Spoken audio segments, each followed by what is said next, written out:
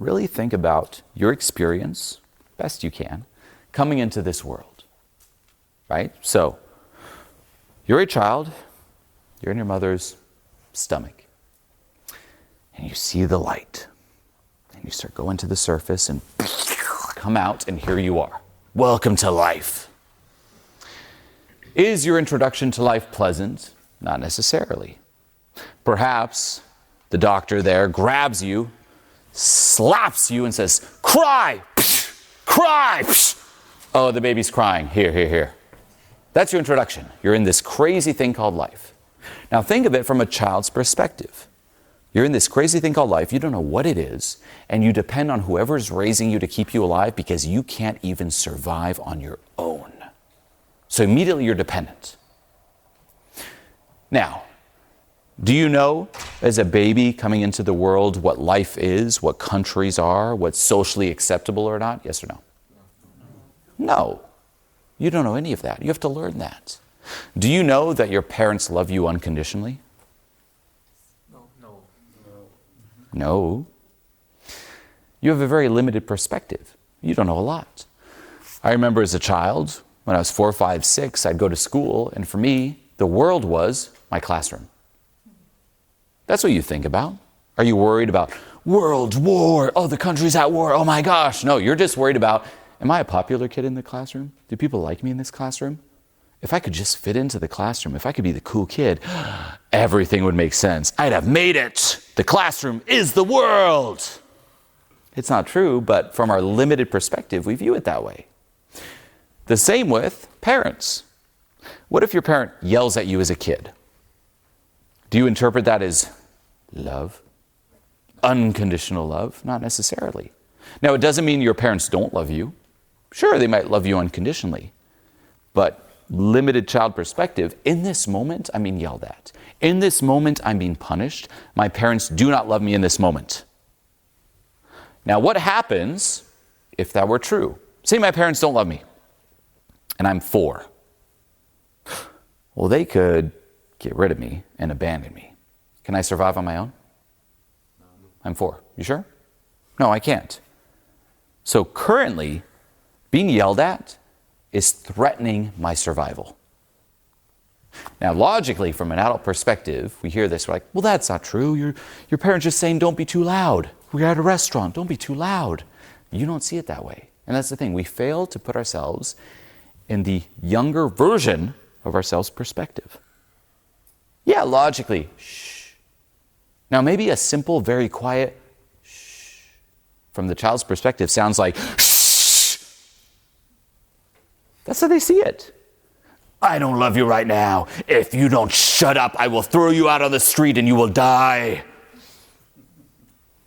Now, it's not real, but it's real to you from that perspective. So how are you going to survive? Oh my gosh, I'm going to die right now. My parents are going to abandon me. Oh my gosh, ultimately, even though they might love you unconditionally, we all interpret it as conditional love. Well, I better get rid of the part of me that's loud and stuff it in my shadow. Let's never be loud if it's threatening my survival. No? How else would you survive? It's the sane thing to do. So here's what happens. We all mold who we are to fit in and get as much approval as we can because we believe that approval equals survival. From a child's perspective, approval becomes oxygen. Is it true? Not necessarily, but we believe it. And that gets deeply ingrained in us.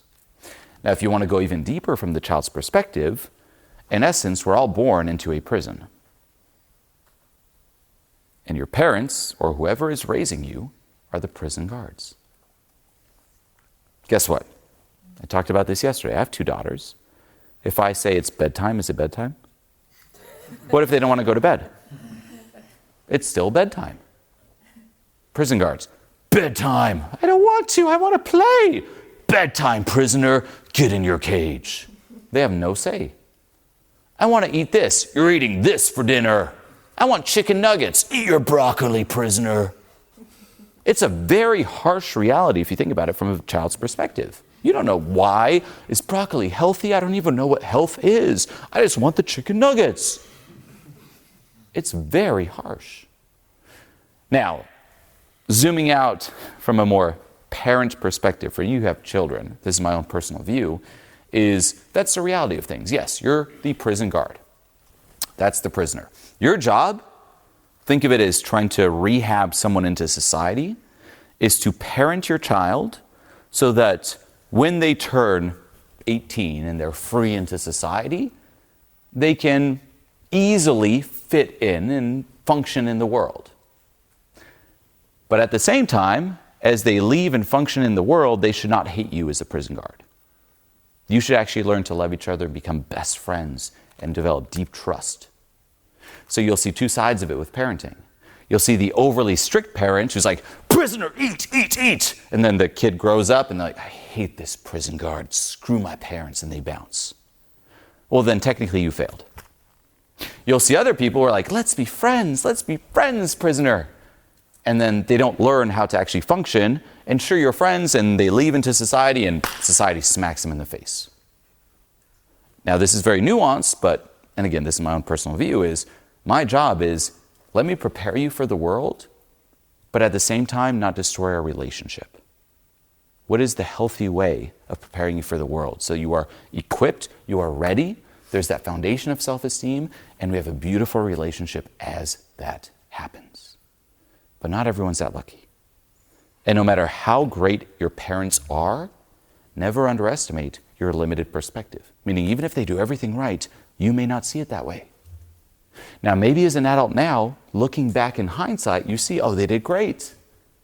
But there's still a younger version of you hanging on to something that may have happened, that may not see or feel the same way about it. There's a famous saying in the self-help, even spiritual world that goes, there's what you know, there's what you know you don't know. For example, do you all know what 2 + 2 is? Are you sure? Good.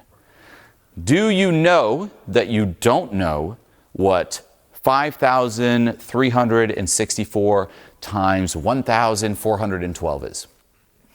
Unless maybe someone's like, actually, Julian, I'm a math genius. I do know that. Do you know that you don't know the answer to that? Yes. It says what you know you don't know, but then there's what you don't know you don't know. That's the gold. And think of it once more, back to conditioning. You have to fit in. Hey, being loud, not acceptable. Let's take the loud part of me and shove it as far out of my awareness as possible.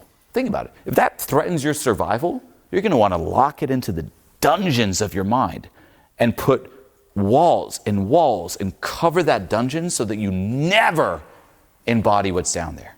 If it'll kill you. That's what child you believed. So hey, come up on stage and scream. That's like letting the beast out. No, I protected myself. My entire life's designed around this. Don't let it out. I'll die. And this is why you hear me talk so much about facing fear's bluff.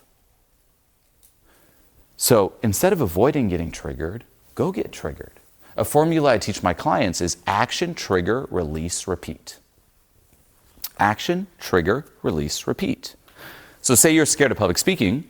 Okay, come out on stage, scream.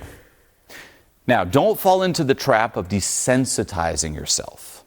That may temporarily help, but it actually takes you further away from the goal. Meaning, people will do this. They'll come up here, they feel the trigger, and what is progressive desensitization? Okay, let's get used to it.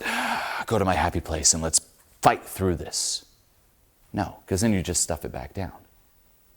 Stay with it. Welcome it. Open yourself up to it. Feel it and realize it doesn't have that control over you. It was all a bluff. Another example is imagine from a young age you were convinced that in your closet there's a monster. And every day people are telling you there's a monster in that closet. Don't you dare open it. Society's saying it. Don't open that closet. There's a monster. Here you are as an adult. Okay, open it. You're going to feel the fear. It's going to be scary every step of the way. Oh my gosh, the closer you get to the handle, you're like, it was a bluff.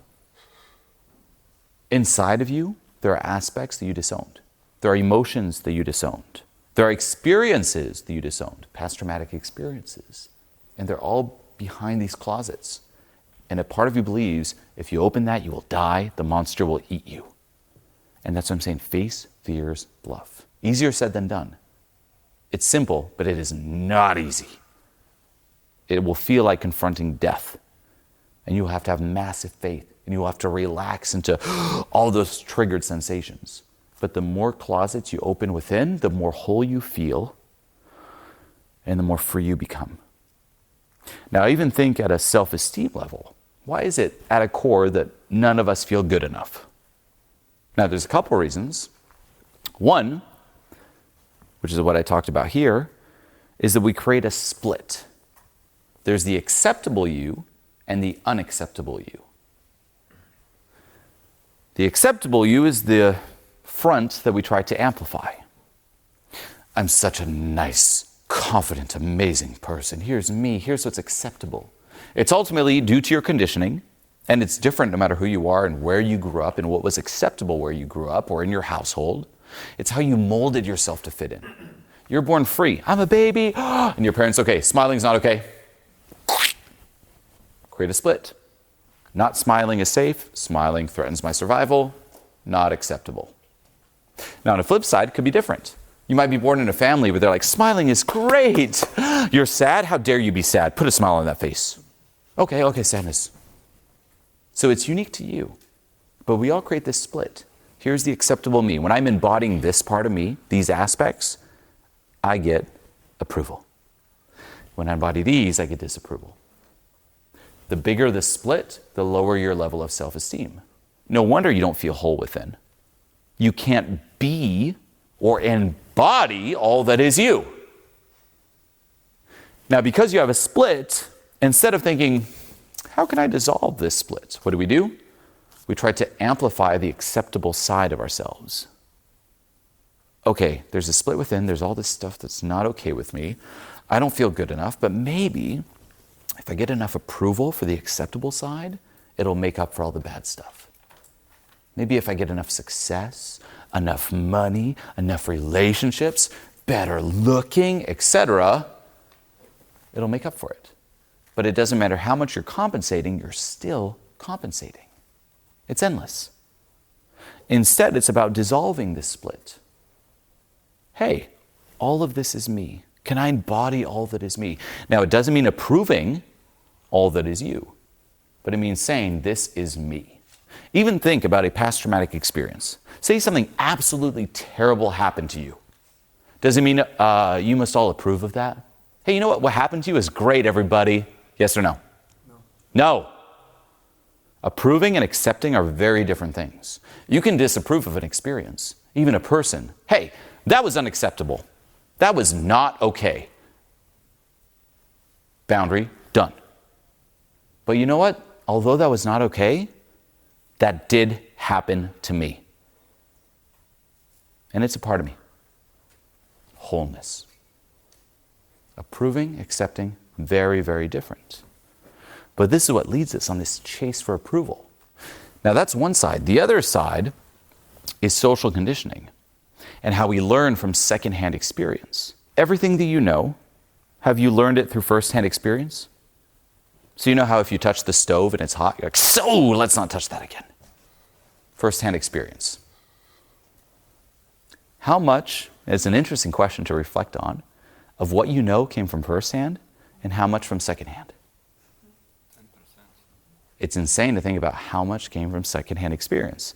Now, there's nothing wrong with that, meaning you don't have enough time in life to go try everything firsthand. So if someone tries something and they tell you, hey, I touched the stove, it was really hot, don't touch it. You're like, oh, thanks for testing it out for me. Secondhand, right? So there's a lot that we take in through secondhand experience. Now, will you believe anything anyone tells to you? Secondhand experience? No. We have filters. 3 specifically. 1 is how confident is this person in what they're saying? How certain are they? Say none of you have ever heard a clap before. And I came up to you, all of you, and I said, hey, everybody, if you put your hands together, it makes a sound. But say I was not certain. Hey, if you do this with your hands, let me check my notes real fast. It makes a sound. It makes a sound, everybody. Are you going to accept it? Be like, oh, thank you, secondhand experience. No, you're going to be like, red flag. So certainty, confidence. The other one is congruency, meaning, is this person's thoughts, words, actions aligned? So I could be very confident, but if you sense something is off in the vibe, it'll also trigger a red flag. So I come up, hey, if you put your hands together, it'll make a sound, everyone. It'll make a sound. Trust me, it'll make a sound. Yeah, I'm very confident. I'm very certain it'll make a sound. You'd be like, something's off here. So that's the second one. So we have these filters for things to go through. It's, okay, certainty, congruency, and the other one is authority. So authority could be someone who's in a position of authority. From a child's perspective, because this is when a lot of that information enters who you are, authority will be parents, whoever's raising you, a lot of authority. Teachers, a lot of authority. And social proof. If a lot of people agree with something, we'll take it in. And a lot of social proof comes from classroom. So if the entire class says something, must be true. So we have those filters. Now, social proof, zoom out here. Think of society as a whole, because everyone has this split within and very few people feel good enough. It's like you're born into this society where you're looking around and no one feels good enough. Now, are they certain in terms of how not good enough they feel? Are they congruent in terms of how not good enough they feel? Is there a lot of authority? Is it the majority of people alive? Yeah. So as a child, you look around and you're like, okay, I guess none of us are good enough. And that also contributes to it.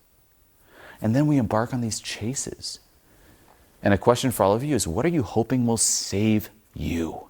And it's different for everyone. We have this split. There's something wrong with me. And if you want to get even more nuanced with conditioning, because there's layers and layers to this, even think of, there's someone I know who says, my kids they've never seen me angry or mad. Does that sound good, everybody? No? Wait a minute. Are you saying you should be mad in front of your kids? Oh, that's toxic. In reality, yes. When I hear that, I cringe inside. My kids have never seen me mad. Why do I cringe? Because one, anger as an emotion is extremely healthy and necessary. It's valuable data. It's very good, and everyone experiences it. So think of this person's kids. They come into this world and they experience anger.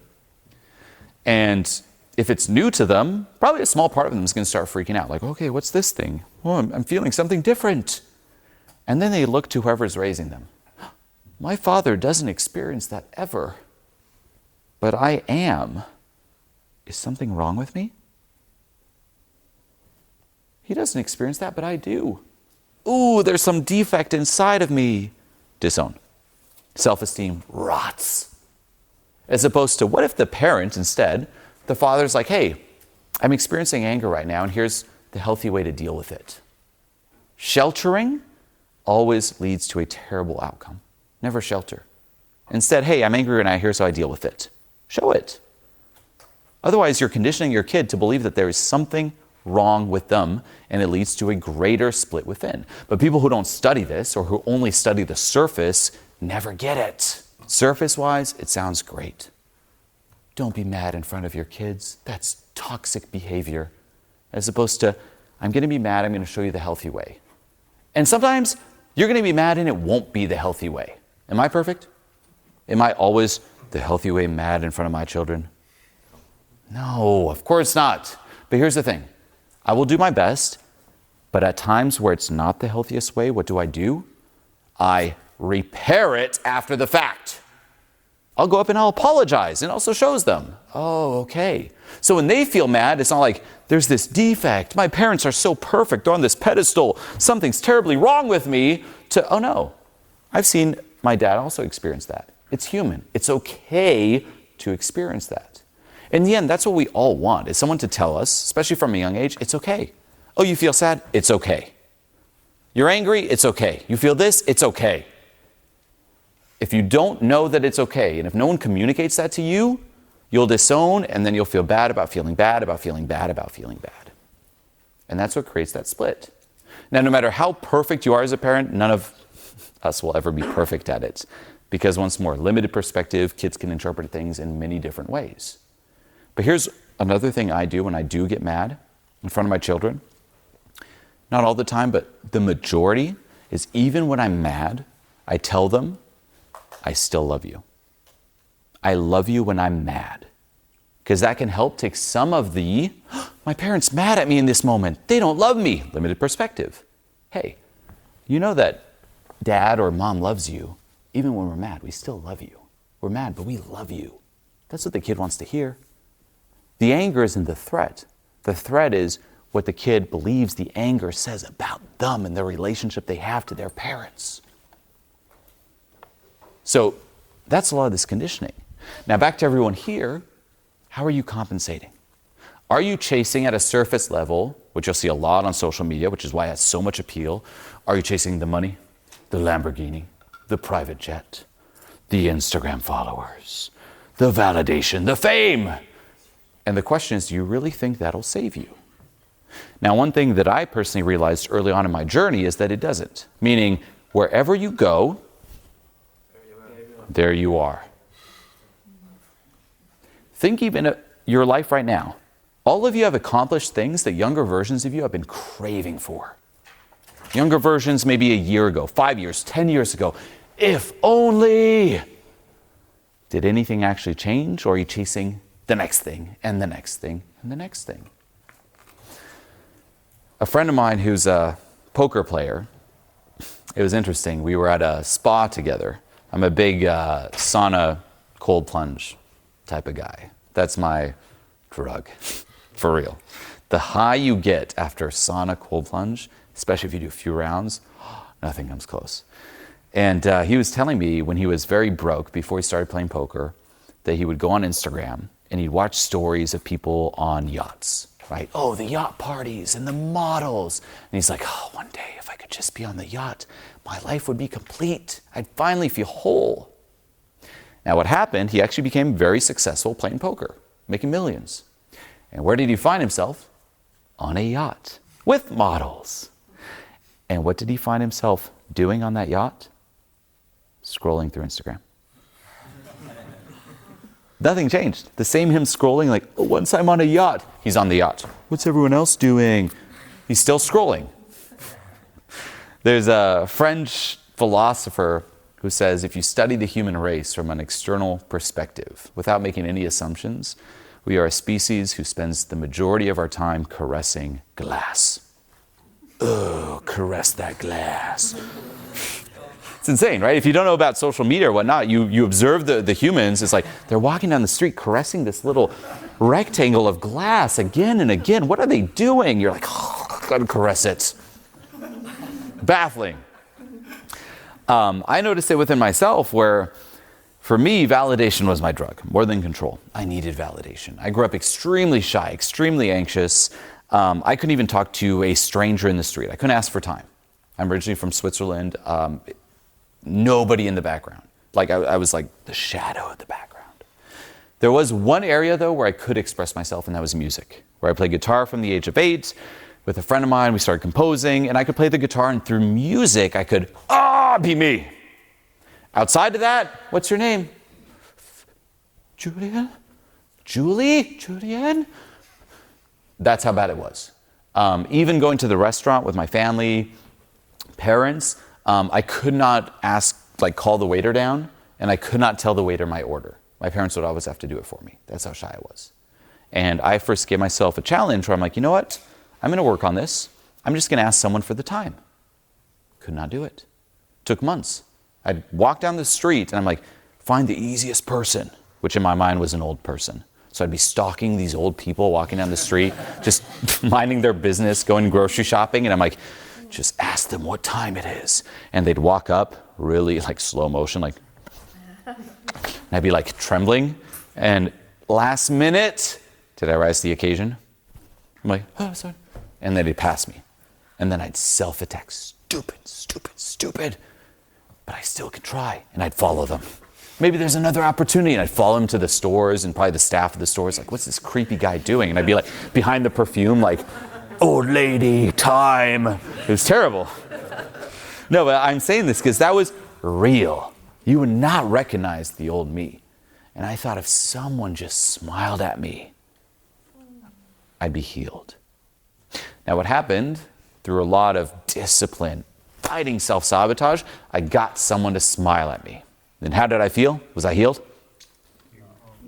No, I experienced a temporary high, which most likely all of you experience. You're like, back to being me. Wherever you go, there you are. And then what does your mind say, or more specifically your ego? More.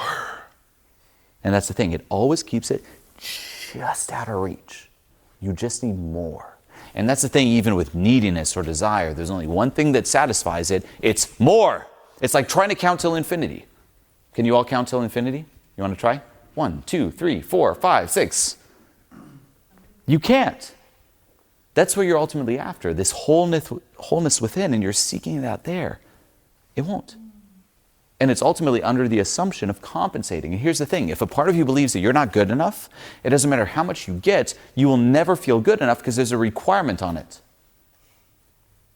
Meaning, for me to be good enough, I need to be charismatic. Let's just say I'm charismatic. Do I ever feel good enough? No. Because to be good enough, I need to be charismatic. So at a core, I'm not good enough without being charismatic. For me to be good enough, I need money. Okay, everybody? Well, then I'll never feel good enough because I need money to activate good enoughness. You cannot get to good enough. There can't be any conditions, any requirements. In reality, it's asking yourself, why does a part of me assume that at a core, I'm not good enough? What are all the lies that I started believing, that a younger version of me started believing in? The experiences that might have told me, I'm down here, and then it's letting go of that and realizing you were always up here. That's the key. So for me, it was validation, and I chased it, and you'll all notice within yourselves, you'll have various degrees of stubbornness when it comes to your ego. Unfortunately, most people's egos are very stubborn, meaning it doesn't matter what, you're like, more. It didn't work, it's just more, and then you die. And that's sadly the lives of most people. As opposed to pause now and make an actual list of all the things you thought would save you and how they didn't work.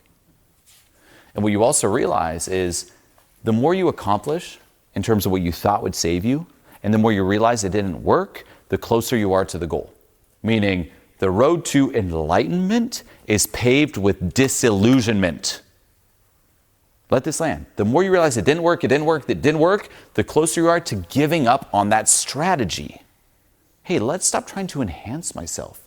Maybe the solution isn't out there. Do you think fame will actually save you? Approval will actually save you? Now, people put this on a pedestal, fame and approval. But realistically, think about it. Say right now, you were famous. Bang. You have millions of followers, and people are obsessed about you. What would change? Nothing apart from a lot of eyeballs staring right at you. Now think of your own insecurities. Say you were out ordering coffee today at a Starbucks or at the Norwegian version of a Starbucks. And say I gave you a challenge. While you're waiting in line, sing a song. Would you all be able to? No, probably not, because there's that fear of being seen. No, then people will stare at me. That's fame. That's fame on a 0.001% version of fame. Oh, if I just got the fame and approval. No, you're just going to get a bunch of eyes staring at you. So if you're insecure now, like being seen by 1 or 2 or 3 people, buckle up. It won't heal you, it'll actually amplify your own insecurities. Beyond that, are people nice to the famous? No. Because they're privileged and they have the power and they have so much. And that's the thing, from a lower perspective, you think approval will save you. So if you see someone who has all the approval, you're like, they already have enough approval. What's my disapproval going to do to them? They have such a built reservoir of approval. So, very unforgiving. But here's what gets very nuanced. People who look up to you and approve of you, say the fame, they don't actually even see you for you. And this is big. This took me a while to realize even for myself. Where if you have fans, people are like, oh, you're so great, you're so great, you're so great. They don't know you. They haven't lived your lives. They know nothing about you. What are they ultimately worshiping? The image that they have of you in their mind. Is that image you? No.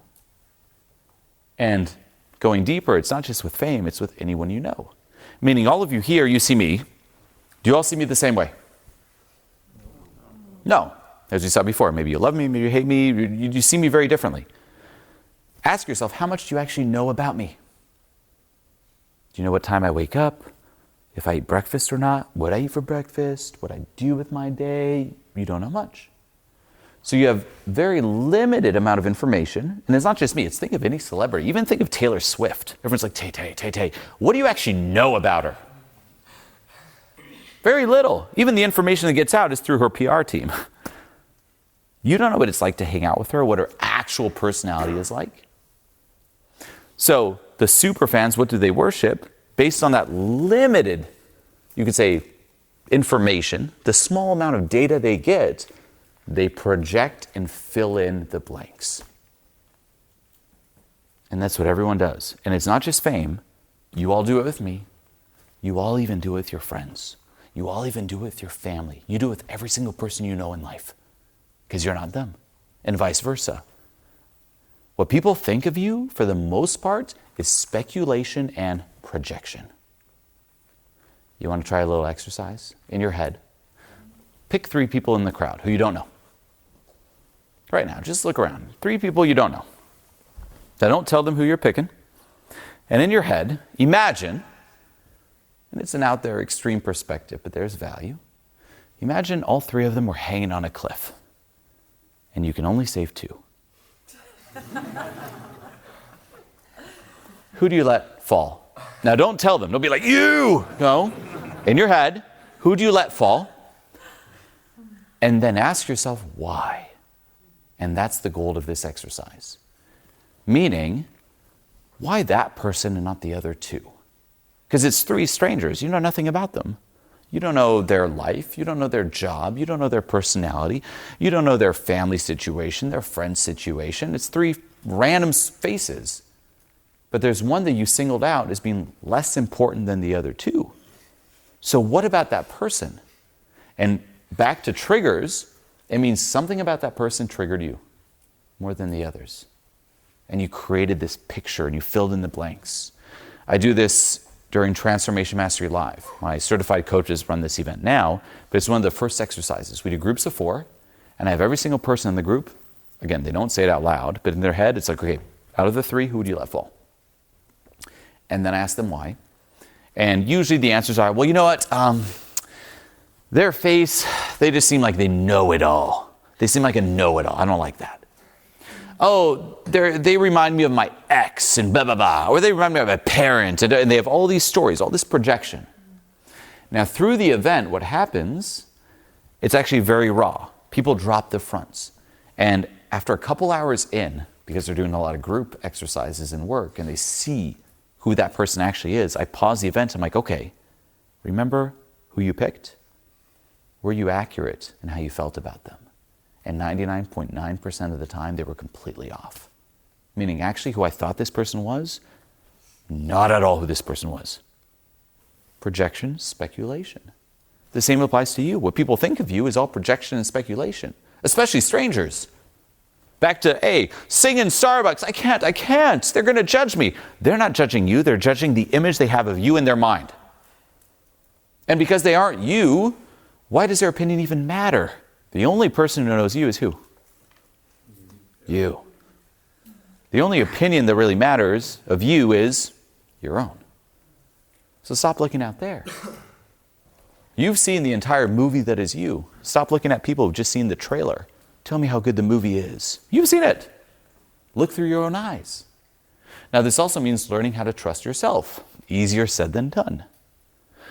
One external habit I would give all of you, or a challenge, is stop jumping to YouTube or ChatGPT for the answer, or social media. Ask yourself first. Notice how fast, any question in life, okay, what is this? And we jump to our phone or our computer. What happens if you do that? you're giving the authority out there. You never check in here first. As opposed to, let me think about it for a second. What if there was no YouTube, social media, chat, GPT? How would I come up with the answer? And then once you spend even a little bit about time just thinking about it, then look it up and compare your answer. But check in here first. That's externally. It's developing a bit more of that self-authority. For any of you who rely on others for accountability, it's the same thing. Why do you need someone else to tell you what to do? Because you don't value you telling you what to do. Even think about just fitness and working out.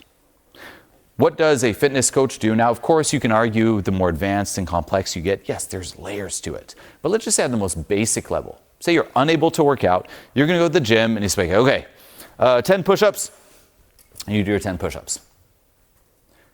Why do you listen to someone else saying do 10 push-ups, but you by yourself at home, okay, let's do 10 push-ups, you don't respect that voice inside? If I say it to me, nah, I need a stranger. I need to pay a stranger to do it. Because there's no self-authority. Now, accountability is important, and it can be very useful to start off. But view it as the training wheels, like learning a bicycle. You have the two wheels, so it forces you to continue something long enough. But in the end, the more you bring it back to you, the better. Otherwise, you're getting pimped out by others. Now, if you always need someone else to tell you, they own you. You don't want that. So externally, check in within. Trust yourself. Reflect on when did you start losing trust with yourself. But think about fame too, or approval. You're just going to get so much speculation. And people will worship not you, the image they have of you in their mind. And here's the other crazy thing. People will project, let's just say you're very popular. They'll fill in the blanks, unlike here where it's a bit more neutral. They'll fill it in a positive way, an overly positive way. And they will have this image of you on a pedestal, up high. Is that really you as a person? No. Now here's the catch side. Here's the downside of fame or popularity. What happens once they realize you are not that person? They're going to get mad. It's not the haters that get you. If I were to be murdered, it's not going to be someone who hates me. It's going to be a super fan. Let this land. As soon as I see someone who loves me, puts me on a pedestal, I'm always like, there's going to be a point where this person's going to hate me. And most of the time it happens. Why? Because they have this image of me that is not me as a human. They view me as a god, and when they realize I'm not a god, they feel betrayed, they feel hurt, and they turn that into hate. And they have an RAS flip, like reticular activating system, and things go south. Now, even think about your popularity or fame. There was someone I was coaching who was like, I just want to be a coach. I just want to put videos out there and I want people to know my name. I want to be so famous. I'm like, why? Because then I'll matter. But I'm like, think about actually the downside of it. Have you actually thought about it? Because the ego, once more, selective focus will hijack your RAS and focus on all the positive. What's the negative? Zero privacy. Do you like being stared at, or for any of you, put on the spot? Me calling you out, lights on you? Probably not. That's fame. That's popularity. You're on the spot. You'll get judged. There'll be opinions about you. People will try to stalk you. You'll have zero privacy. You'll have to hide. You'll have to be always aware of what you say. If you say your entire name, you'll hide your address. You'll always be paranoid. And whenever you talk to anyone new, you don't know if they actually know who you are or not. Maybe they're putting on a front. And if you're already not trusting, it'll actually make things worse. So be realistic. Now, we talked about conditioning before. Think of children. If you see children playing, the determining factor that allows kids to play is safety. If you feel safe, you can play. If you don't feel safe, you won't be able to play. For adults, think of vibing, connecting, shooting the shit. If you feel safe, you don't run out of things to say. You can flow, you can joke, you can talk. You don't feel safe, you feel that stifled energy.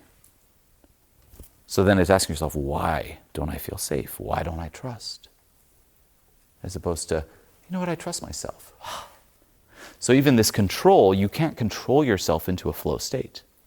Even me speaking here, I'm not controlling what I'm saying or doing. I have an intention to be clear. I do. Meaning, here's the point I want to get across.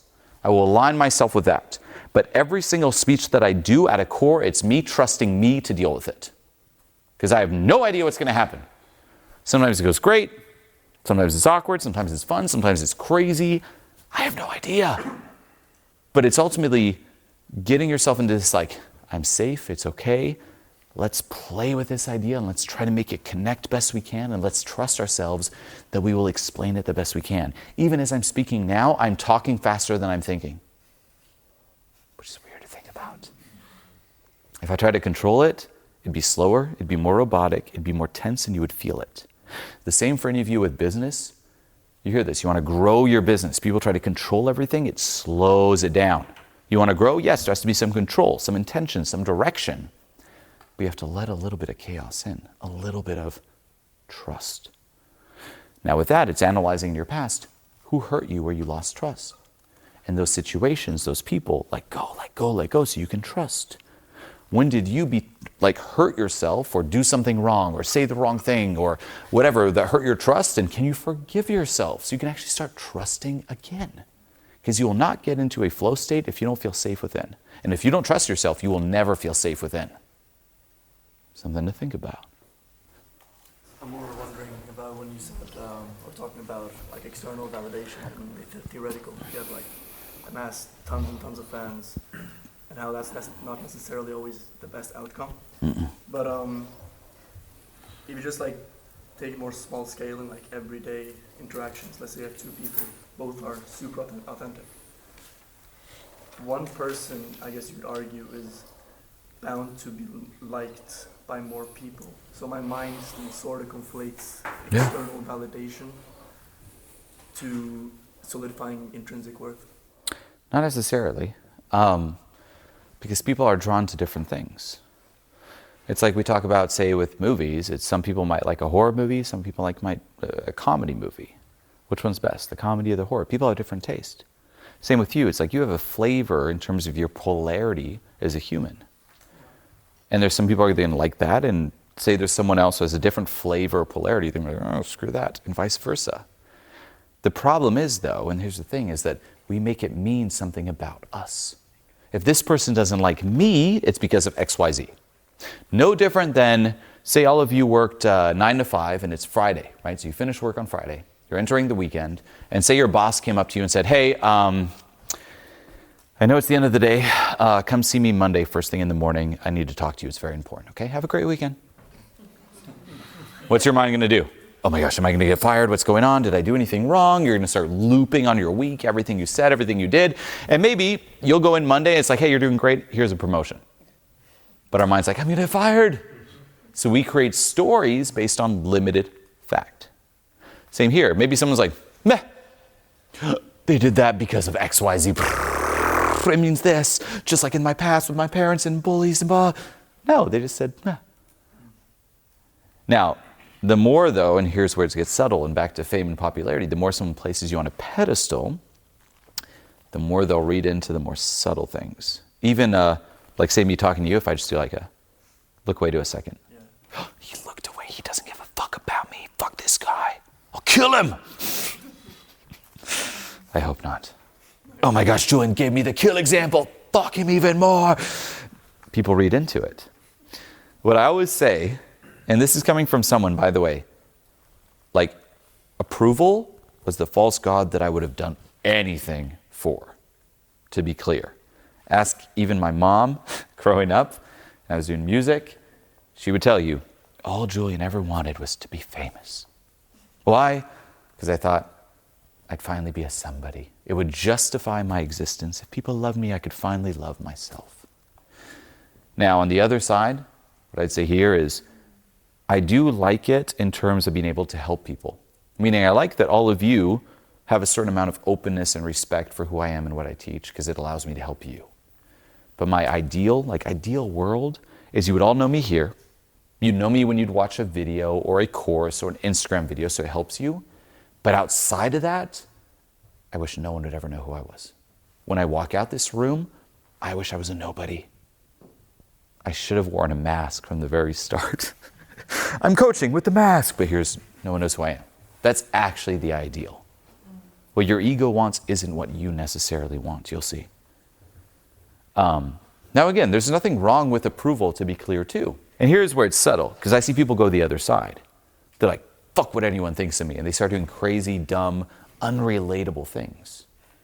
And that's a lose too. It's not that. Meaning, I don't care about approval, but I do understand that approval opens and unlocks certain doors and opportunities in life. But now you're approaching it as a choice. I'm going to choose to stay authentic, never compromise authenticity, but I'm going to act authentic so that it opens this door and it's a win-win. Because it's expression and connection. If you're expressing and it's not connecting, it's a lose for everyone. The same in an interaction. Ideally, your intention is to connect with the person you're talking to. But it's different when it's by choice or obligation.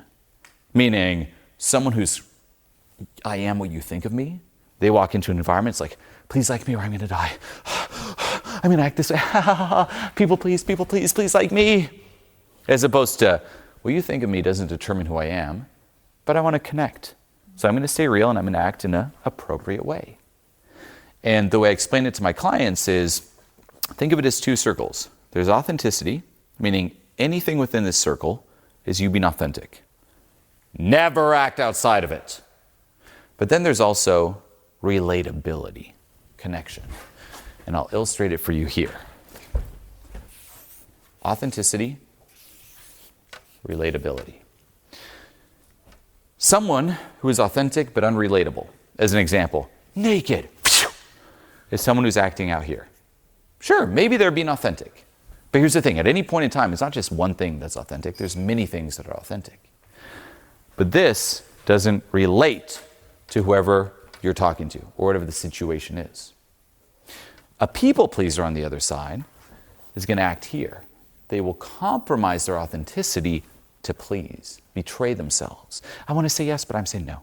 I want to say no, but I'm saying yes. Not good. Instead, the key is find the sweet spot, the overlap, where you're authentic and relatable. Now, when you meet someone new, you don't always know. Meaning, for any of you who know me for quite some time, I have a very messed up sense of humor. That's me, that's authentic to me, I love it. So when I meet someone new, I'm not going to compromise that humor. I'm not going to be like, oh, here's what I actually find funny when I actually don't. So I might express something, oh, here's a joke I find funny. Now it's authentic, but maybe it's not relatable, and I'll see it in someone. And you'll usually see it in the eyes and the body language. They might tense up like, haha, okay, ooh, or be bored, like, I don't relate. And I'll calibrate. Doesn't mean anything about me, it just means, oh, it's like playing Battleship. Any of you play that growing up? It's like you're kind of guessing where the ship is. It's like, oh, I guessed it was here. Okay, I'm out of relatability. Let me try something else that's still authentic. Oop, that didn't hit either. And maybe the third try, bang, I hit it. That's expression connection. But nowhere do I ever make this mean anything about me. Now, going more subtle on this, and I talk about this in high vibe communication, is that there's a couple things that increase the sweet spot. One is comfort, meaning the longer you know someone, the more comfort you have with someone, the more relatability, like the sweet spot between authenticity and relatability, expands. As an example, think of your closest friends right now. Could you make, with some of them, more extreme, if we just take humor, more extreme jokes that they'd be okay with because they know you, they know your personality, they know your value system, they'd be okay with it versus someone who you just met who might be like, cancel that person! Yes, because there is comfort. Really fast. I'm just wondering what, if you could say something about the cost of moving towards that middle point from the R circle. So, how so? So you were sort of not hitting the middle point of connection. This is the glory. Yeah, so, but if you approach that area from the Never. R circle. But Oh, then you already shoot yourself in the foot. right, because You're not authentic. Because, You're betraying yourself. right, yeah, Don't sell out. right. You're basically saying, what if I sell out first? Yeah. Never sell out. Now, I like that you asked that, but you're speeding my explanation. Meaning, there's one more thing that expands this, but also, sometimes, no matter what you do, there's no overlap. And the only way to connect with someone is by betraying yourself. So that's what I'm saying. Never betray. Always be authentic.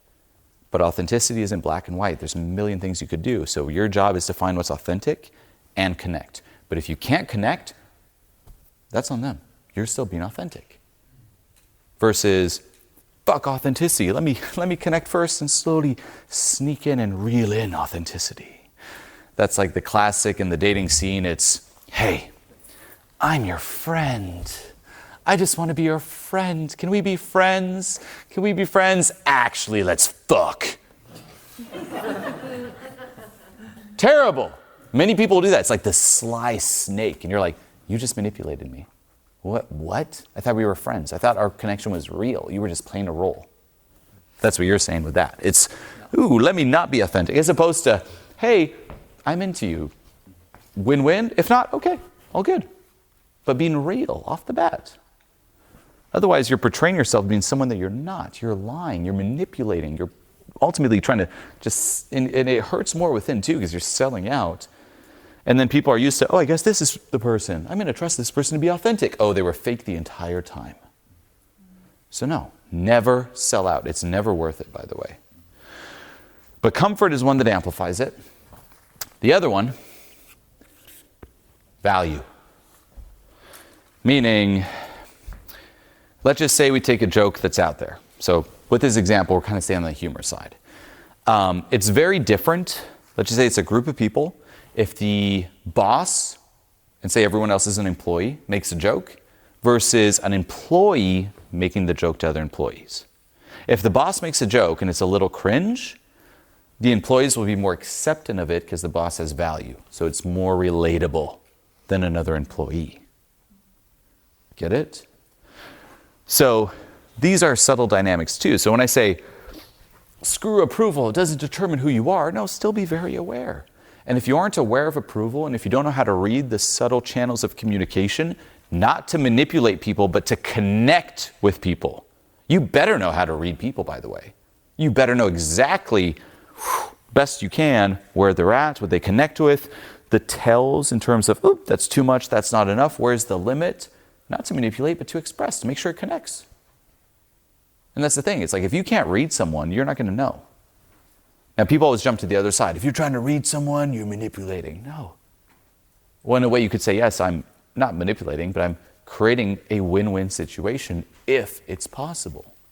But my self-worth is not attached to it. Does that make sense so far? Okay.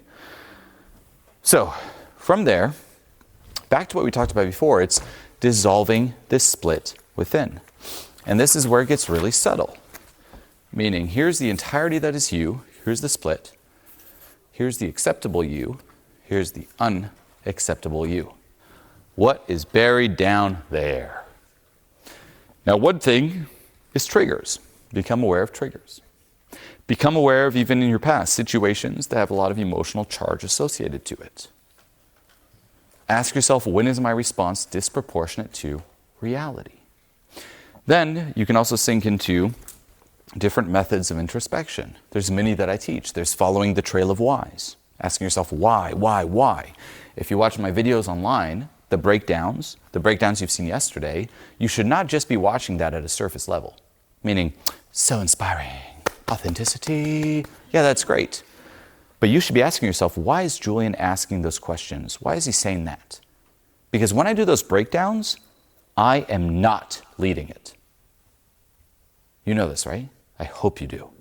I'm not leading it. Everything that I'm saying is because of something the client said or did. They tell me what to ask. Go on YouTube after this event. Watch the breakdowns. There might be, to be clear, a couple general questions. As an example, how do you feel about yourself? There's one. That can open and start things up. But then you'll see a lot of why. So that's one where it's following the trail of whys. We talked about files, it's getting to the folders. You'll see another one which is when. When did this first start happening? When did you first start believing this? Where did this come from in your past? And then there is my favorite, shadow questions. And this is a tough one. And I'll usually do a combination of all three. When, why, shadow questions. A shadow question is, think of it like this. Say, there's you. And we can simplify this as conscious mind, subconscious mind. Okay? You could say 10%, 90%. Is it exactly that? No, it's a generalization. Down here at the bottom are all the things that you disowned, all those unacceptable things. And then there are layers and layers and layers of resistance.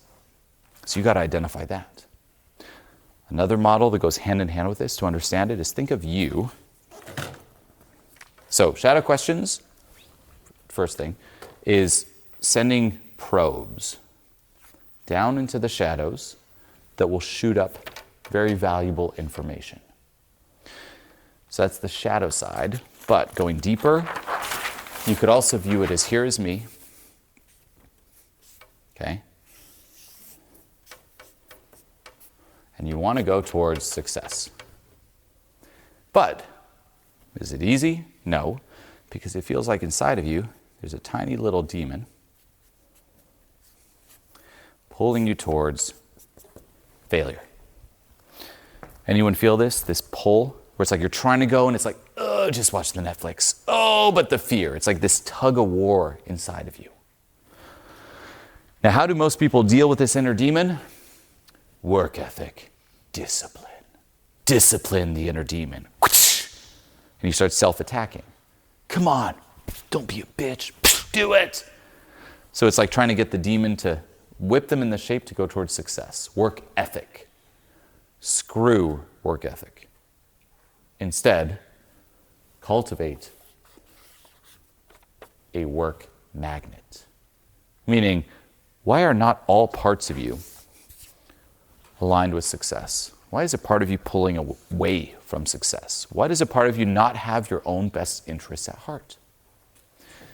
Now, combining this model with the other one, the thing stuff down, introducing shadow questions. So think of it like this. Everything in your life right now, a part of you loves it.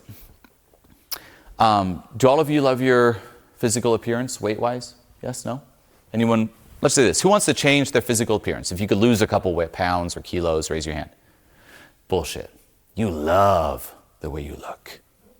Anyone here want to make more money? Bullshit. You love how little money you make. Now, when you're hearing this, what's the default? That's not true, Julien. That's why I'm raising my hand. I'm here because I want to change that. A part of you does, yes. Doesn't take away from that. The conscious you, I want to lose weight, I want to make money.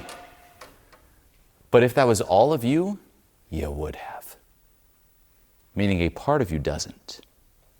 Now understanding that, by the way, is the gateway to change, and very few people talk about this. Meaning, what if a part of you actually loves everything about your life right now? What if there is a hidden payoff to everything about you? I want to lose weight, sure. But what if a part of you likes that you didn't lose weight? Again, tug of war. So a shadow question is ultimately talking to this inner demon. You want to talk to their inner demon, you need to learn how to speak the language of the devil. So here's an example of a shadow question. Why do you deserve to suffer in life? Now pause. What's the default reaction? Do you? You're like, I don't. What are you talking about? Deserve to suffer? That's a dark, messed up question, no? Anyone think it's not dark? Yeah, it's dark. I think so too. Do you deserve to suffer? No! And that's the thing with shadow questions. Don't analyze the validity of the question. Your job is to repeat that question to yourself and see if a part of you believes it. Meaning, if you're suffering right now, what if a part of you liked the fact that you're suffering? Well, you want to know why? You got to talk to it. Hey, why do we deserve to suffer? Why do we like suffering? Tell us. And whatever it says, write it down because you can then let go of it. Does this make sense? This is very out there, by the way, very nuanced. The same with, why are you not good enough? I am. Yes, you are. Put that aside. Repeat it inside. What part of you thinks you're perhaps not? We need suffering to grow That's a logical answer. Your shadow, though, much deeper than that. That's something you read in a self-help book. Internally, if it was just hanging on to that, you wouldn't suffer. There's something deep inside. Here's a couple examples of how these hidden things run us. There's a client I coached who went through something when he was 5 or 6 years old and felt tremendous guilt over it. Okay? Now, did he consider himself or want to be a bad person? Yes or no? No. But he did something messed up. He was young. He didn't know any better. He was 5, 6. So to remain a good person, he had to repent and punish himself. And how did he punish himself? By pushing away anything and everything good in his life. Now, consciously, I want great things. But what happens if he actually got those great things? He'd be getting away with it, and he would no longer be a good person. So there was a hidden payoff in the suffering. Does this make sense? For myself, for the longest time, I identified internally as the self-destructive artist. I found significance in that. Meaning, and there's so many layers of nuance to this, but I loved having the opportunity to succeed, and at the very last minute, what would I do? Ruin it. Why? Just 'cause, Joker style. Because it made me special. Because every other person would just, it's like the finish line is here. Just take the step and you made it. And I see it, and I look at the crowd. Nah. Now, this ruined so much of my life, by the way. Why? Because I would never allow myself to succeed because I was no longer self-destructive. I would always pop success, push things too far, ruin things, inject even relationships with all this drama that didn't need to be there. Insane. Why? To stay congruent to that core identity. So I was getting something out of the pain. Consciously, I'm like, why do I keep doing this? Getting something out of it. The same with your own comfort zone. There's a fear of breaking out of your own comfort zone. If your comfort zone is pain, which we think comfort is comfortable, no, it means known. If you know pain and that is all you know, you will push away success because it's scary and it's different. Consciously, why? Because you're getting what you know. It's safe. The pain is safe. Hidden payoff. So what if there's a hidden payoff to everything you do? Now, one little nuance here is people are like, well, no, because sometimes I know I'm doing something that's really bad, like smoking a cigarette. Do you know smoking a cigarette will kill you? Yeah? Yes, come on, it's 2024, you all know this. But people still do it. And they're like, well, no, I logically know this is not good for me, but I still do it. You'll do it to avoid a greater pain. And this is very subtle with the payoff. Meaning, if I asked all of you, do you want to cut your hand off or your arm off? What do you pick? Hand or arm? Hand. That's the cigarette. You're still cutting your hand off. You know it's bad, but it's not as bad as cutting your arm off.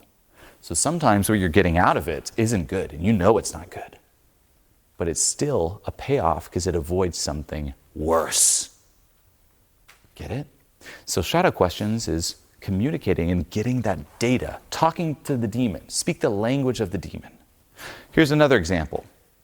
Why do your parents hate you, and why is it entirely your fault? Whew. Oh my gosh, Julien, that's a cancelable question right there. I'm not saying they do. I'm not saying it's your fault. But does a part of you maybe believe that? Check in and see. Maybe not. Maybe yes. Whatever answer shoots up, write it down. The same with why do you not deserve success? And here's the thing too, shadow questions, never judge the answer. For someone it could be, 'cause you're ugly. Like, what? No, make a note. That is the most gold, valuable data you could write down. Why are you inferior to others? I'm not, Julien. I know you're not. Ask the demon. Maybe the demon thinks you are. Aren't you curious why? That is shadow questions. Now what you'll see, understanding this with the demonstrations I post online, is you'll see a combination of all this. Hey, how do you feel about yourself? I don't know if I love myself. Why don't you love yourself? Shadow question. Because of this. Why? Trail of whys. When did this first start? Back to when. When, why, shadow question. An alternation between all of that. It brings the data up. Now this is just, because there's so many layers to this, the surface. Then once you're aware of all this, how do you let go of it? You have to tune into the associated sensations. We're going to talk about it. But this is a lot of this work. This is the forgotten art of introspection. And what I would suggest all of you do is resist, which I hope you know by now, telling yourself, I don't know. Instead, stay open. I teach this to my clients. Even 5-10 minutes a day, ask yourself some of these questions and stay open. If an answer doesn't shoot up, that's okay. But stay open. Because what happens if you say, I don't know? You move on. Think of it as the favorite catchphrase of inner resistance. I don't know. Nothing to see here. Move along. I don't know. If any of you have read the book Rich Dad, Poor Dad, one thing that's said in that book is never tell yourself, I can't afford this. Why? Because it stops the thinking mind. Say you see something, maybe you can't afford it now, sure. But if you tell yourself, I can't afford that, your mind's like, you're right, next thought. Instead, in that book, he says, ask yourself, how can I afford that? Because then you start thinking of solutions. I don't know is the same thing. I don't know. Okay, next thought. What if I do know? How can I know? Stay open. And then give yourself a time. Okay, 5 minutes, let's stay open. Okay, nothing came up. Good, did my 5 minutes today. Next day, same thing. 5 minutes, let's stay open. And not rushing, but practicing that art brings up so much valuable data. And that's the thing. What's holding you back, if you were aware of it, you would have fixed it. It's out of your awareness. You got to communicate to your subconscious, speak to it, introspect, and then learn how to let go of it. What's self-love, everybody? How do you love yourself? What's self-love?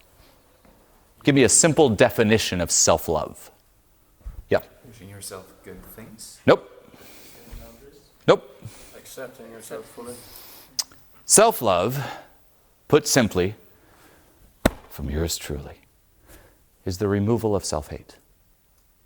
That's it. It's the default. Meaning, because there's a lot that's implied there, if you have to think something to love yourself or do something to love yourself, then you don't love yourself by default without thinking or doing that thing. Just like, as we talked about earlier, I'm not good enough, compensate. I don't love myself, compensate. Positive self-love affirmations, are they helpful? They can be. If you're in a really dark spot, yeah, use it. You can also use them to trigger resistance and let go of that. But that can't be long-term, though, the foundation of self-love, because who is someone who has to tell themselves, I love myself? Someone who doesn't love themselves. Do all of you know how to use the bathroom? Go to the bathroom, do you all know? You sure? Do you do affirmations in front of the mirror before going to the bathroom? Julien, you know how to go to the bathroom. One more. Say it 5 more times. 5 positive bathroom affirmations. Oh, you failed. You know. The same with self-love. You have to tell yourself, I love myself. I love myself. You just know. You just have to remove what is keeping self-hate alive. Self-love can only be the default, just 'cause. You can only be good enough just 'cause. There can't be a reason. Otherwise, you're not lovable or enough without that reason. Does this make sense? Yes. Yeah. So here it's bringing up all those reasons and then letting go. Now, we're going to shift to the letting go part of it. Any final questions around this so far? Okay. My biggest advice for all of you, by the way, is whatever you learned here, whatever notes you took down, dissect my videos through this lens. For real. Because this is the true work. Now, what I've personally found, however, is that even understanding this, because this is something I realized early on in my journey, you can still get lost in the muck. Just like files versus folders, right? So fear of rejection, fear of being alone. There's many things that can be linked to the fear of being alone. If you focus on one by one, you can get lost in the muck. Same here, shadow question around this and that and that, you're lost in the muck. Back to even that split we have within, right? The acceptable you, the unacceptable you. Well, how are you going to identify everything in there? Here I gave you 3 bullets. When, why, shadow question. Good luck. So the next layer, which I hope you've seen me talk about in some videos, and this is what I take my clients through to bring up what's out of their awareness, is I break this down into 8 different categories. 1, 2, 3, 4, 5, 6, 7, 8. Beautiful. The 8 layers of transformation, the scale of transformation. So we'll break it down really fast for all of you, and I would say that'd be the more advanced level of thinking of this work, is think of it as there is apathy, grief, fear, anger, courage, desire, purpose, love. These are more of the competitive states, and these are more of the collaborative states. Now with each level, and I'm going to talk about this, think of, once more, there's you, split within, everything that you've disowned, back to conditioning, core beliefs, your core identity, unacceptable thoughts, traits, emotions, experiences, all that's in there. There's so much. Trying to hunt them down one by one, it'll take forever. Instead, group them up. The way I personally group them up is through these levels. Meaning, okay, within me, what did I disown that links to apathy? Now, apathy, like I said, competitive. What's a competitive state? It's me versus people, me versus the world. Apathy is me versus the world, me versus people. What's the point? I give up. None of you are in apathy, or you wouldn't be here at this event. But you may have pockets of apathy within. Goals that perhaps in the past you really cared about, and you just gave up on them. What's the point? There's nothing I can do. I can never make it. Nah, I give up. Even with goals, you might have an ultimate goal, and then you have apathy around that goal, so you settle for a smaller goal. Subtle pockets of apathy. Usually someone will find themselves in apathy after a pattern of hope and despair. Hope, despair, hope, despair. On a feeling level, apathy would also be resisting what you're feeling within. So say you feel happy and sad, and you're swung back and forth, and it's suffering, Buddhism, right? It's suffering, attachment, and aversion. How might you try to escape that pendulum swing? I'm going to give up on feeling, everybody.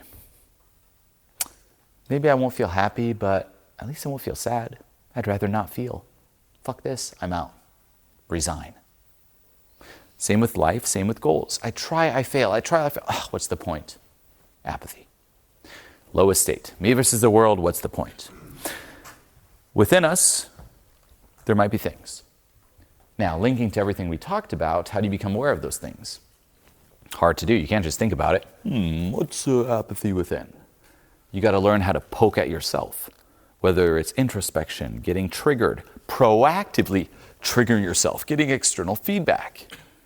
Bring that up. Let go of it. The next one is grief. Now, what you'll notice also with this scale is that with each level, you move up in terms of power, in terms of energy, and in terms of hope. And advice changes depending on where you're at. Do you want to know the best piece of advice you could give someone in apathy? You are a victim. Is that good advice, everybody? Yes? No? Should you tell people they're victims? Sometimes. Yes. Sometimes. For someone in apathy who's like, there's just no hope, there's no point, nothing I can do. Hey, there actually is. The reason you can't do it is you're a victim. You mean that if it wasn't for this person or situation or thing, I could? But I'm stuck because of that? Hope. You move up. Now, do you want to stay in the land of grief and victimhood? No. But it's a temporary step up. So advice changes depending on where you're at. So grief is the land of victimhood. You give your power away. It's the government. It's my past. It's other people. It's this. I'm a victim. And this is, unfortunately, grief, fear, anger, where most people find themselves. Now, for someone in grief, what's good advice? Take responsibility. Maybe it's not your fault, but it is your responsibility. You can't control what happens to you, but you can control how you respond to it. And if you keep blaming others, you keep giving them the power. And if it's in their control, you're stuck. You're a victim to them. As opposed to, no. And as we talked, everything's nuanced. It doesn't mean for like approving and like, hey, it's all great. It just means, hey, that sucks. You screwed me over, but I'm not a slave to you. I still have the power. I still have control over myself. I still control my own fate and destiny. Take responsibility. But that's scary. Fear. Or even shooting up to anger. Oh, are you a victim? What are you going to do about it? Doesn't it make you mad? Haven't you had enough? Yeah. Anger. Now, nuanced here, amplified grief and anger can sound similar. Grief, victimhood is disempowering. Anger is empowering. Say you're playing, the example I give my clients, a video game, and say you're playing this character and there's like a cliff, and every time you have to jump to the other side, okay? So say there's two people playing the game, one's in grief, one's in anger, and every single time they fall in the hole. Blah, game over, restart. Jump, fall in the hole. Someone in grief is someone who might yell, so it'll sound like anger. Enough! I hate this game! I keep falling in the hole, stupid game, stupid me, stupid! And they throw the controller and they walk out. It looks like anger because they're screaming and yelling, but it's disempowering. It leads them to giving up. Grief. Anger is empowering. Anger is someone who, every time they fall in the hole, they're like, again, one more time, bring it. Okay, one more time, let's go. Very different. So again, it's me versus people, me versus the world, what's the point? Me versus the world, I'm a victim. Me versus the world, I'm afraid, protect myself. Me versus the world, I'll show them, again. But you're always living in a reaction, playing not to lose. But it's great to do this sweep within, grief, fear, anger.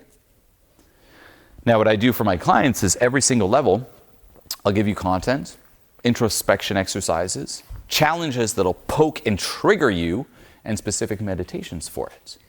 And the way I explain it to them is think of it as running the antivirus. Meaning, what if all of you were a computer? You're the hardware that is you. What do? We run to install software. Hey, let me install the business software, the marketing software, the success software, the relationship software, the social skills software, the confidence software. It's not working. Let me install more then. No. Have you run the antivirus? If there's a virus conditioned into you, as we've been talking about, it doesn't matter how much new content you install, it's not going to work. Or it's not going to work all the way, or not work right. If you've seen people accomplish a lot more with the exact same knowledge as you, it's not the knowledge, it's you. And not really you, it's the virus planted in you. And every single person must run the antivirus. So this is part of it. It's doing this sweep. Now, as you move out, courage is the first level where you're actually playing to win. Meaning, all of you know what you don't want. But what do you actually want? Little test, and you don't have to say this out loud, but think of your life moving forward. Imagine right now, I'm a genie. Every single day from now on goes perfectly according to plan. Where are you at in 5 years from now? What does your life look like exactly? Do you know? Now, people are usually like, well, I don't have this. Okay, what do you have instead? I don't know. Or they keep it vague. Oh, if everything went according to plan, I'd finally be authentic. Well, what does that look like? Okay, say you're authentic now. What changes? And they have no clear compass. If you have no clear compass, you're screwed. And that's common. Don't self-attack, by the way, because if all you do is play not to lose, you don't even know what playing to win is like. So courage is you get a glimpse of it. But people in courage, they play too small. They dabble around. For any of you who read the book, this is an old school self-help book called Mastery by George Leonard. Not Robert Greene, but also an amazing book. George Leonard. He'll talk about this. There's the dabbler, people who dabble around. He talks about the path to mastery. It's a short book. There's the hacker, the person who tries to hack ahead, etc. There's the sprinter, person who finds something, goes all out, burns out, gives up. There's different ways of going about it, but that's courage. Then, what will usually happen is on a motivational level, and I could talk about this scale for weeks, you can actually temporarily tap into desire to stick to something for a bit longer versus dabbling around. But what will also happen is you'll start engaging on something authentic, and then your ego will sneak in and make it mean something about you, as we talked about before. Hey, I'm doing pretty good at this. I'm playing to win. Do you know how much approval you could get by doing more of this? You're right. Do you know how much money you can make? The money. And you have this authentic spark, and you sell out. Unfortunately, a lot of people. So then letting go of that is moving up to true purpose, where you do it for the process. And then love is encompassing it all. But think of it as every single one of you has pockets of each. Every single one of you has a default state. You should all know exactly where you stand in terms of your default state. Where do you find yourself the most? As I said before, many people oscillate grief, fear, anger. Anger in self-help is the hustle mentality. David Goggins, no days off. Wake up at 2 a.m. Hustle, hustle, hustle. Prove them wrong. Yeah. Now, why does that resonate so widely? Because this is where most people find themselves. And it's the most powerful level compared to the other two. The same with, I'm a victim. Step it up, pussy. Do you want to be remembered as a loser? Content like that, people love it. Show them how strong you are. Yeah. But it's all in a reaction. Beyond that too, look at the news. The news speaks to clicks, whatever gets clicks and views. Meaning it's going to speak to where most people are at in terms of an emotional state. And you will see, news-wise, a lot will reinforce you're a victim.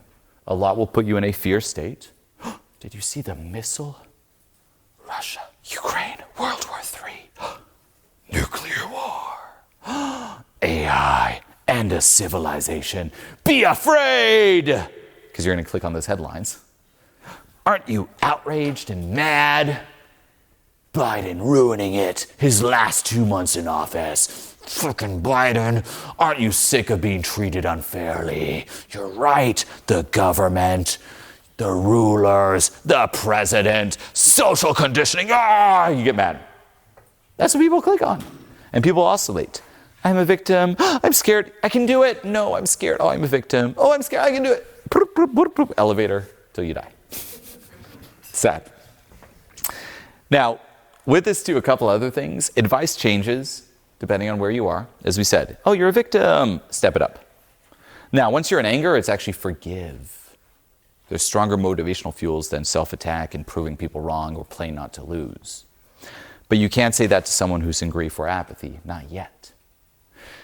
Now, what it means for you is, are you applying the right advice for where you find yourself on this scale? And I've seen too many people stay stuck because they're applying the wrong advice. They might be in anger and they're applying grief advice or vice versa. Another one is they try to jump too high. They're in grief, they're trying to jump to purpose. No, you can't skip it.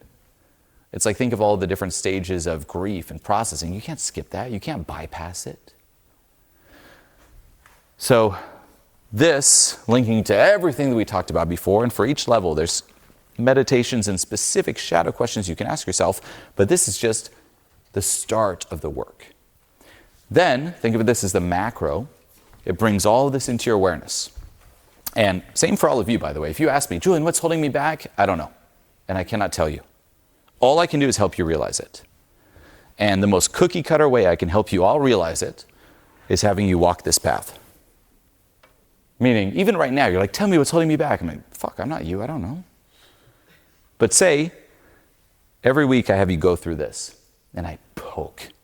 Apathy, poke, poke, poke. Things will trigger differently. Different challenges, different questions. Whatever comes up within you, gold. Then with whatever comes up, I can help you dive deeper with when, why, shadow questions. Then next level, grief. Poke, poke, poke. Do this mission, do this. Oh, interesting. What's the data? Oh, that came up? Interesting. Shadow question. When, why? Have someone walk this. It's the same path, but depending on who you are, different things will come up. And then we can talk about it. I can help you dive deeper. But that's how I ultimately help people.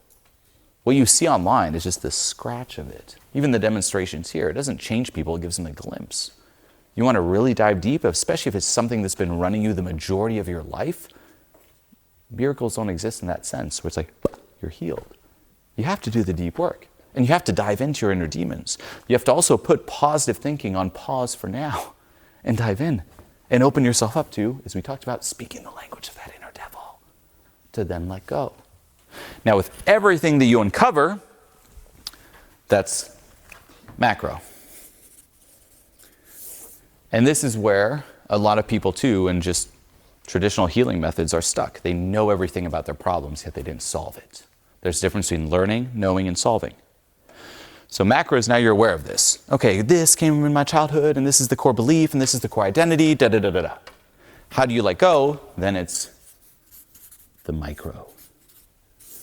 And that's where things get exciting.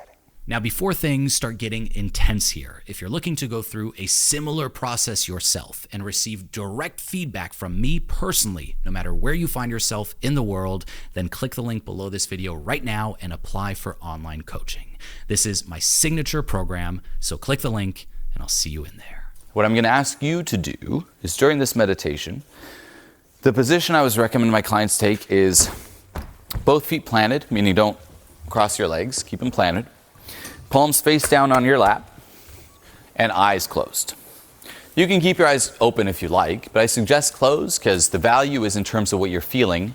And if your eyes are open, it's easy to get sucked into the external as opposed to, what am I feeling inside?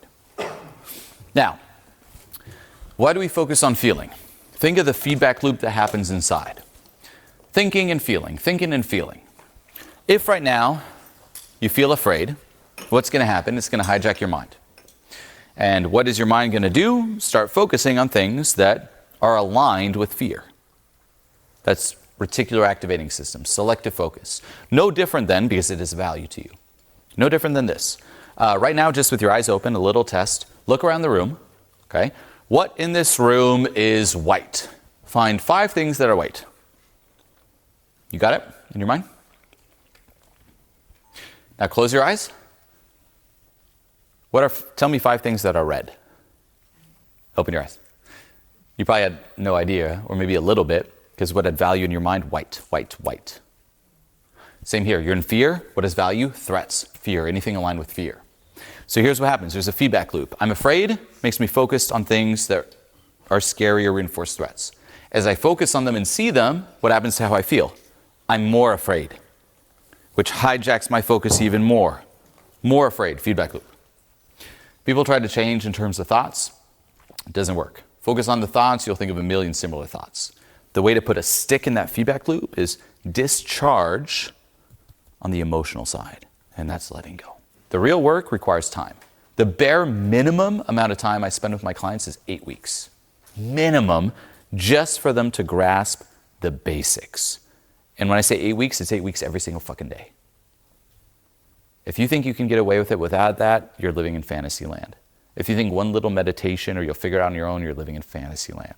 Everything that I put out is meant to help create awareness, but at the end of the day, the real work are the people who really commit and give it time. I hope this, however, gives you a taste and gives you a glimpse.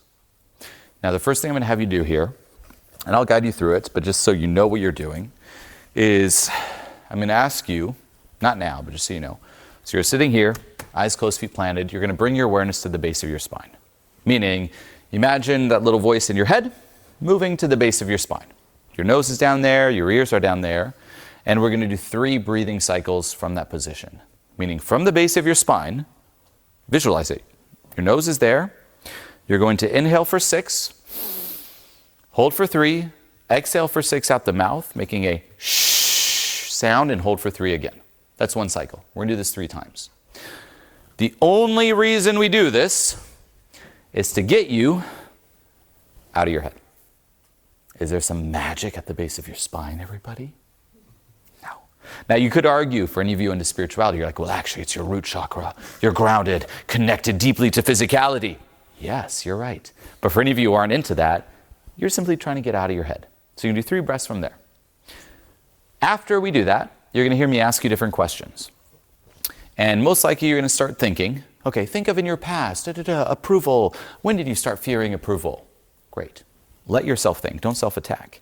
But with anything that pops up, a memory, a situation, whatever it is, your only mission during this meditation is to ask yourself, what are the associated sensations?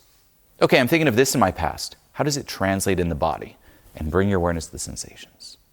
And the last thing is, you're then, after the 3 cycles from the base of your spine, going to hear me guide you through ultimately opening up to these sensations.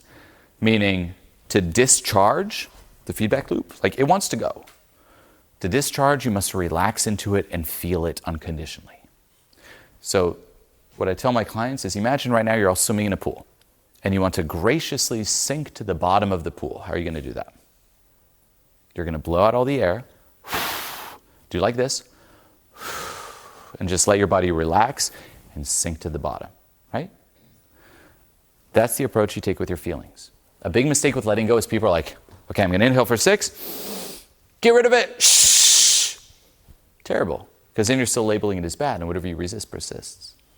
Instead, think of it as, I'm breathing in, I'm opening up myself up to what I'm feeling, and on the exhale, I'm sinking into what I'm feeling.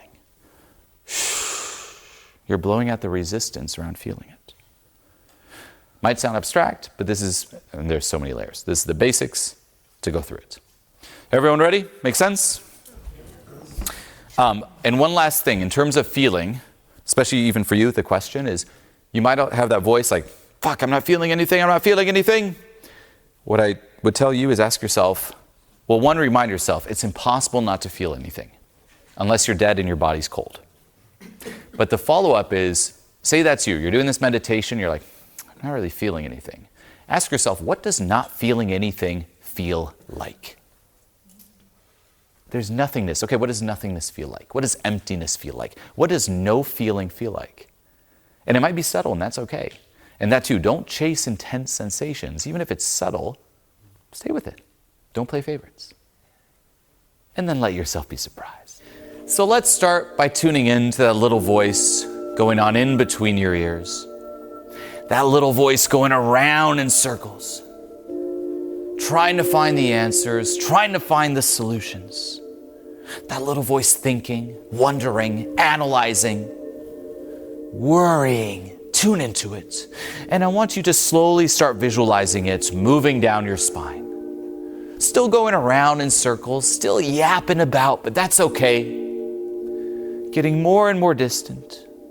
Moving further and further down, getting quieter and quieter. Moving all the way down until finally reaching the base of your spine. And we're going to lock in that position. You're now thinking from there, breathing from there. Your ears are down there. Your nose is down there.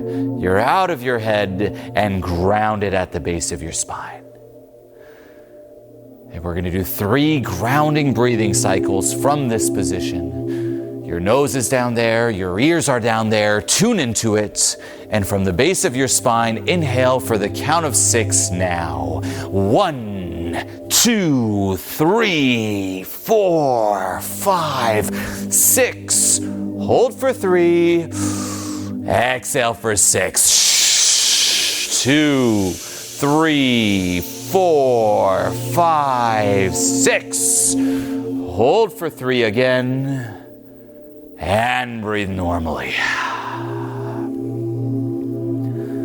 Becoming more aware, getting more in touch with that inner world, with what's going on inside. And let's get ready for a second grounding breathing cycle from the base of your spine. Inhale now. 1, 2, 3, 4, 5, 6. Hold for 3.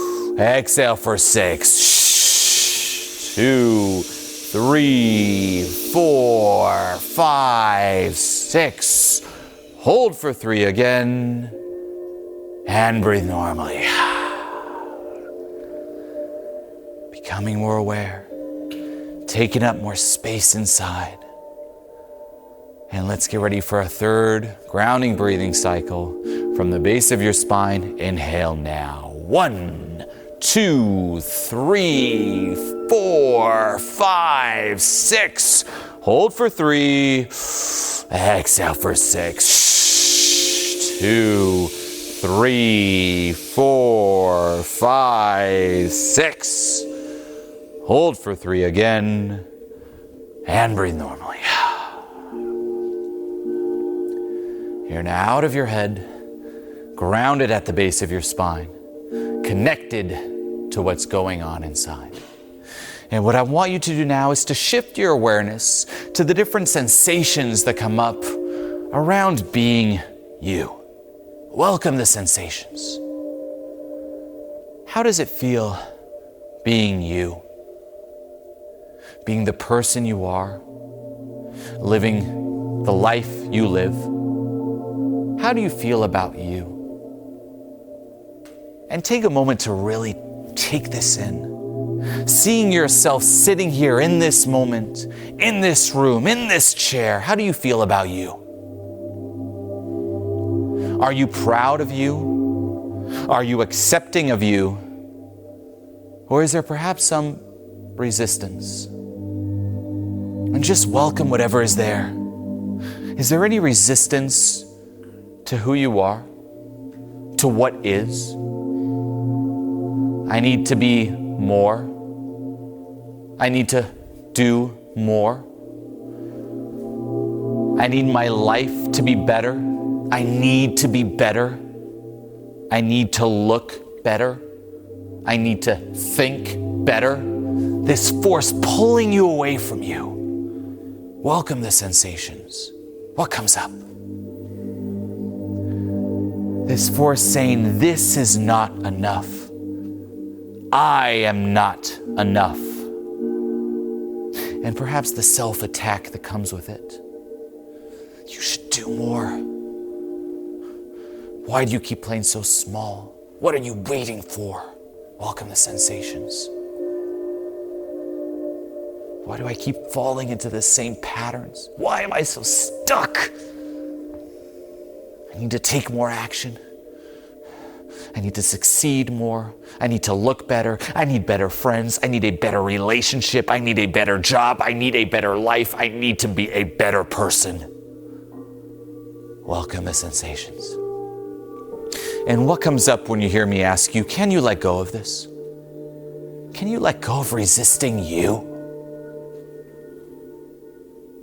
What's so bad about embodying everything that is you, loving and embracing everything that is you? Can you let go of any and all resistance around being you? And we're going to do another breathing cycle here, this time opening ourselves up to these sensations, letting them take over, allowing ourselves to experience them fully, letting go of any and all resistance, tune into them, and inhale for 6. 1, 2, 3, 4, 5, 6. Hold for 3. Let it go. 2, 3, 4, 5, 6. Hold for 3 again. And breathe normally. And let's go even deeper here. What are some of the fears that run you? The fear of perhaps not being good enough. How does that perhaps run you in your life? What if I'm not good enough? What if there's something different about me? Something wrong within me? What if there's some defect inside of me? What if I don't have what it takes? Welcome the sensations. What if I'm not good enough? No matter what I do, no matter what I get, no matter what I say.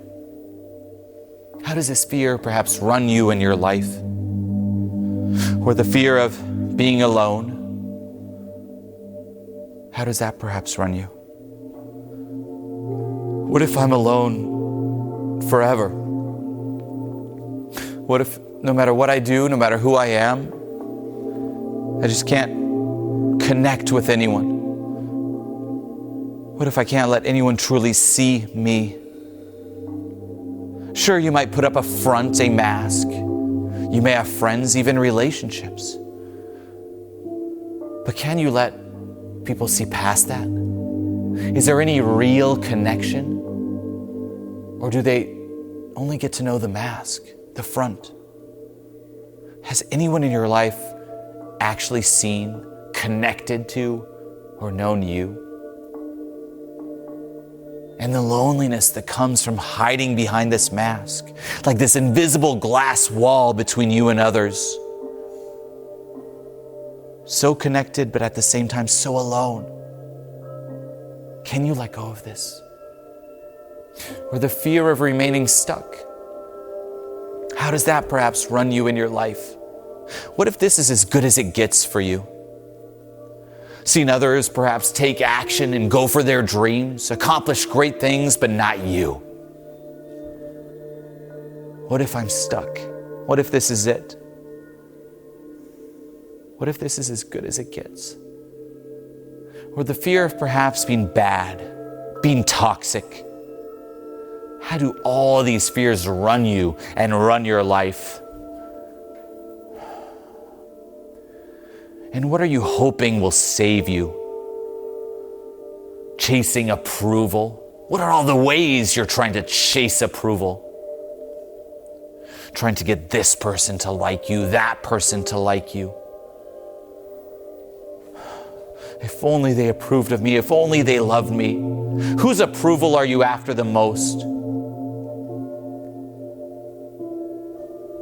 And can you let go of that? Why are you not good enough for you? Why is you being seen by you not good enough for you? Why don't you value your own opinion of yourself? Being seen by yourself, why do you need others to do so? Why are you trying to justify your existence? Or the need for control? What are all the ways you try to control? Control how you talk. Control how you act. Control how you look. Control how other people perceive you, trying to maintain a front, a certain image. Trying to control life, control things that happen, and the underlying fear and lack of trust. And can you just let go? Can you free yourself from being run by this? Is there any resistance to letting go of this now?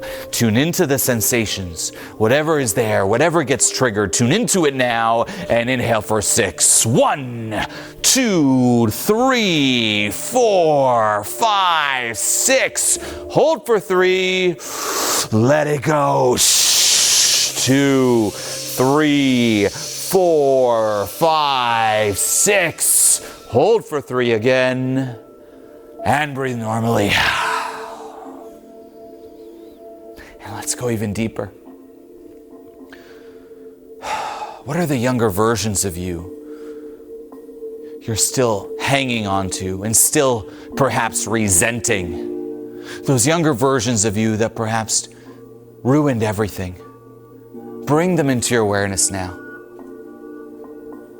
Those younger versions who should have known better, but didn't. Who should have done better, but didn't. Who should have perhaps spoken up, but didn't. Those younger versions of you where if you could just look at them and say, why? If only my life would have been so different, so much better, but you ruined it all. Who are those younger versions of you that are unforgivable? A part of you believes so. Those younger versions you might experience shame around. How dare you even exist? So weak, so pathetic. Bring them into your awareness now. See them in front of you, looking right back at you into your eyes, and welcome the sensations. How do you feel seeing those versions of you? Those versions that were locked up inside in the shadows of your subconscious. And what do they need from you now? Can you forgive them? And can you embrace them fully, unconditionally? Haven't you hated them long enough? Can you welcome them back? Deep breaths. And let's go even deeper into this. I want you to visualize your parents in whichever way they appear. Visualize them in front of you, seeing you right now, looking right into you. What comes up? Can you drop the front in front of them in whichever way they appear? Can you forgive them? This doesn't mean accepting when it comes to what they did or didn't do or should have done. But can you let go of the past and free yourself? What's scary or bad about letting go of this and freeing yourself from this? And zooming into your parents, zooming into those younger versions of you, past the front, can you perhaps see the hurt within? And can you forgive them? Can you let go? And turn the mirror around and see yourself here in this room, sitting here. Can you forgive yourself too? And embrace yourself now unconditionally.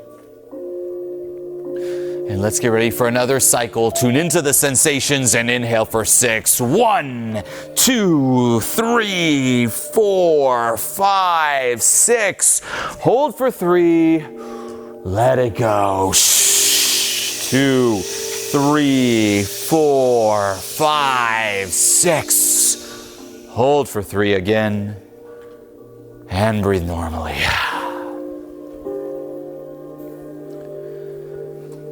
And can you turn the page and start a new chapter in your life? Haven't you suffered enough? Haven't you experienced enough pain? When is enough enough? What are you waiting for? Can you let go of the past and let go of the old you? And not resenting the old you, but actually thanking it. Thank you for getting me this far, but I got it from here. I don't need you anymore. I don't need the old patterns anymore. I don't need the old baggage anymore. I got this. Maybe I couldn't in the past, but I am stronger now. Can you let the old you know this? And can you say goodbye? Is there any resistance or fear around saying goodbye? Goodbye to the old you, goodbye to the past. Can you turn the page right here, right now? Whatever sensations are there, let's do our biggest breath yet. Tune into them and inhale for 6. 1, 2, 3, 4, 5, 6. Big breath. Hold for 3. Let it all go. 2, 3, 4, 5, 6. Hold for 3 again. And breathe normally. And just take a moment to let things settle now. Let your body relax. Let your shoulders relax, having processed some of this. Detach your tongue from the roof of your mouth and just see how relaxed you can get. Just let your body melt. Let every muscle in your face melt and relax. Let your shoulders relax. Let your stomach relax. What's the lightest you can get? Getting so light, you can almost feel yourself floating up. Letting go completely. Is there any part of you still hanging on? And just let go. Let the top of your head relax. Let your hands and fingertips relax. Get even lighter. Let go. Stop hanging on. Just let go. Getting so light, you can feel yourself floating up beyond the body, beyond the mind, floating up into this space that comes before everything. And even higher, And can you get even lighter and float up even higher and even more? Floating up into this space of peace, this space of abundance, this space where all is good, all is well, where you're exactly where you need to be and who you need to be. This space of belonging, where there's nothing you need to do, no one you need to impress, where you can just exist and be. And just let go and hang out in this space and merge with it with every inhale, filling your body with light, with warmth, with strength, with love. And just take a moment for you right now, merging with this space, becoming one with it, letting go even more.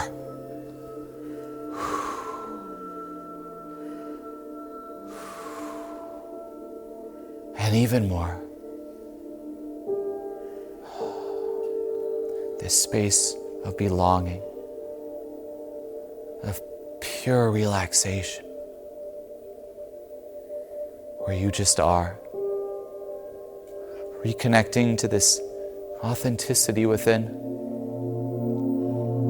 Take a few more breaths, merging with it completely now, letting go even more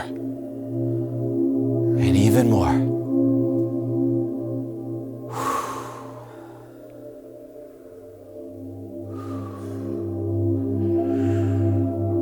And having merged with this space, I want you to take this with you. Having reconnected to this space within, take it with you and slowly start bringing your awareness back into your body. All the way back down to the base of your spine where we first started. Your nose is down there once more. Your ears are down there. And we're going to do one final grounding breathing cycle from this position. Grounding you back into the body. From the base of your spine, inhale for the count of 6 now. 1, 2, 3, 4, 5, 6. Hold for 3. Exhale for 6. 2, 3, 4, 5, 6. Hold for 3 again. And breathe normally.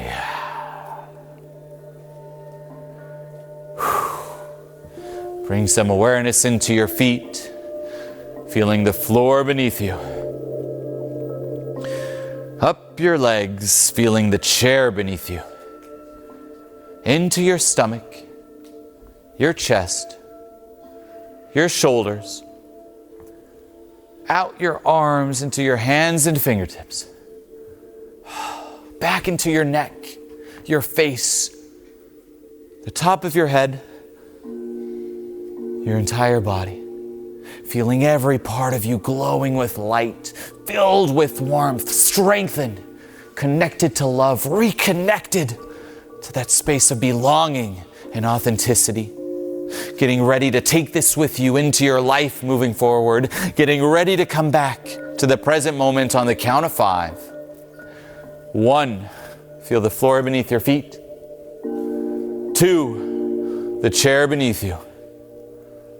3, your entire body, every part of it.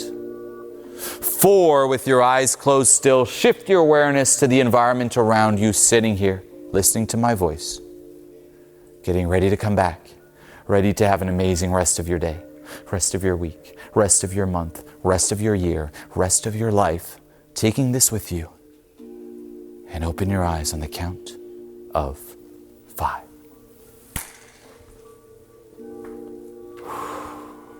Now, what you just watched here is just a small piece of a larger system and process. So what you want to do now is click this video here to see exactly what I'm talking about and how it all fits together.